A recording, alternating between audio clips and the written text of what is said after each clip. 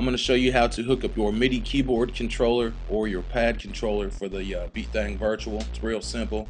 First thing, you do need to make sure that you do plug in your keyboard or your pad controller first before you start up the BTV. So go ahead and do that. Then start up BTV and go to your systems.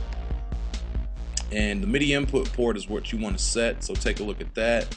I'm using the Triton LE. You want to go to the drop down menu and you should see the controller. Your controller should be in there. If not, just make sure you do have the updated drivers for it.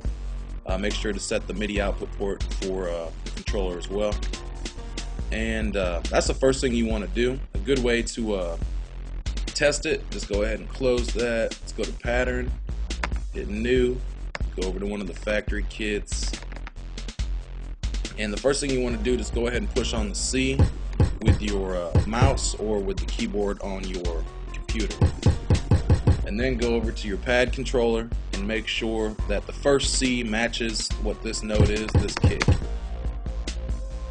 So I'm hitting it and I'm hearing an instrument, so it's sounding like they're not lined up. So you want to go back in to the system settings, and that's when you need to go ahead and select the MIDI notes, the transpose MIDI notes option and the root MIDI note. Now what you want to do is start with 36. We're finding that 36 does work for a lot of the pad controllers and a few of the MIDI controllers. It does happen to work with my Triton LE here.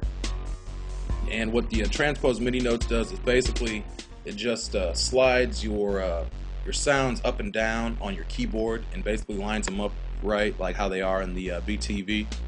So now that I've got that set on 36, I'm going to go back here, go ahead and click on the C with my mouse, and then go over to my keyboard controller, push the first C, and you hear that they're lining up. It's the same sound, so I got my MIDI keyboard here dialed in. Simple as that.